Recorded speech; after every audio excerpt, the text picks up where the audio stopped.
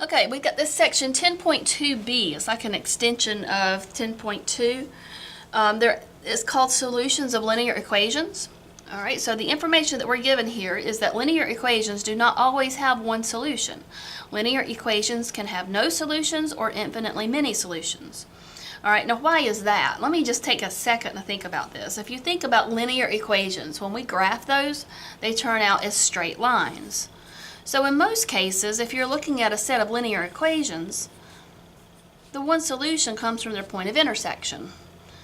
However, it's possible that you can have lines that look like this. If you have parallel lines, they never intersect, so they would not have a solution. And then in other cases, you might have two lines that actually sit on top of one another, and that would give you a case where you had infinitely many solutions. So how do we recognize when that's happening?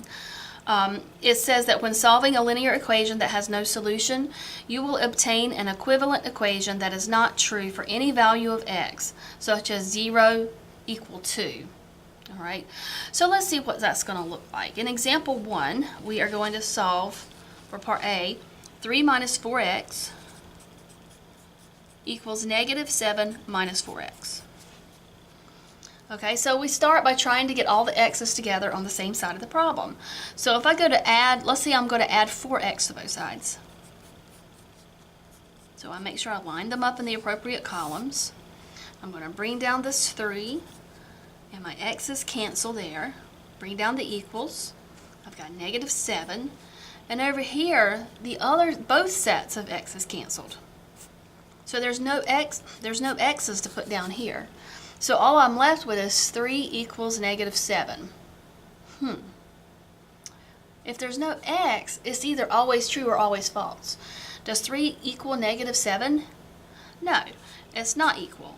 So if you're left with a statement that is always false, this is how you know you have no solution.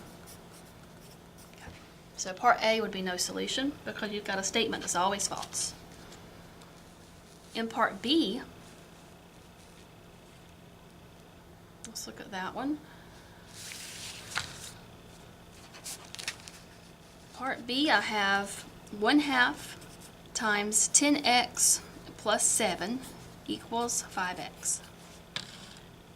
So I see that I need to distribute the 1/2. 1/2 times 10x is 5x, and then 1/2 times 7 is plus 7/2.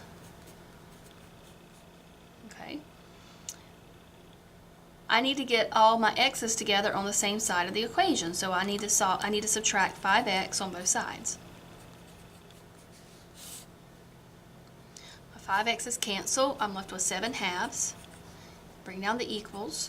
And then 5x minus 5x, again, it cancels. It's gone. Most of the time, we just cross it out and we bring down whatever is left, but there's nothing else over here. So I need to say 0. I've got to put a 0 there, because if I don't put 0, then I don't have an equation anymore. Okay, so everything canceled out. The only thing left is 0. So I've got 7/2 equals 0. Can that ever be true? No, it's not true. So my answer to this one is also no solution. And so that's how that one would look. And that's it, I think. No, I'm sorry, it's not. So after this, you can practice problems that look like these in numbers 1 through 6 here. Those are the ones I've circled for you. And then let's we'll flip the page and do example 2. So on this page, they tell us up here, when solving a linear equation that has infinitely many solutions. So remember, that would have happened if you had two lines sitting on top of themselves. You will obtain an equivalent equation that is true for all values of x, such as negative 5 equal negative 5. Okay, so example 2, part A, we have to solve 3 parentheses 4x minus 1 equal 12x minus 3. So we distribute the 3, that gives us 12x. We're going to say minus 3 times 1, so minus 3. And then over here I've got 12x minus 3. Okay. So I'm noticing something already. I'm noticing that 12x minus 3 and 12x minus 3, that's the same thing. So let's keep going and see what happens. I would add 3 to both sides. That gives me 12x equals 12x, and those 3's canceled. And then I go to maybe divide both sides by 12 or subtract 12x on both sides. So if I divide both sides by 12, I get x equals x. Okay, so x equal x, that's not really any new information. That's always true. Whatever my x is, it's going to always equal itself. So this one is going to be infinitely many solutions. We'll just say infinite solutions, because this is always true. Okay? So that's how that one would come out. So always true. You can say it's always true. So that means infinite, there's infinite solutions. So what that really means is, if you go back to the original problem, any number that you put in here for x, like let's say if you were going to check, if you had a value of x you wanted to check, if you put in 1 for x, it's going to work. If you put in 12 for x, it's going to work. Anything you put in here is always going to check. And let's look at part B.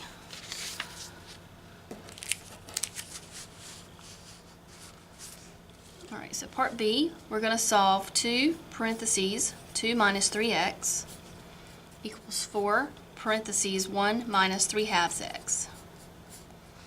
So I see these parentheses, I know I need to distribute. So 2 times 2 is 4, and then 2 times 3x is 6x. So I got 4 minus 6x. Over here I got 4 minus 4 times 3 halves x. Okay, so what's that going to be? 4 times 3 halves, that's 4 over 1. 2 goes into 4 2 times, so it gives me 6. So I've got 6x there.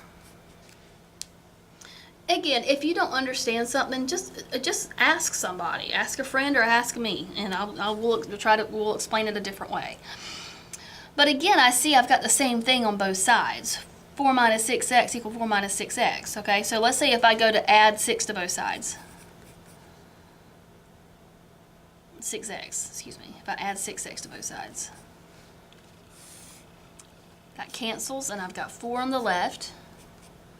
And then over here I got 4, and this canceled.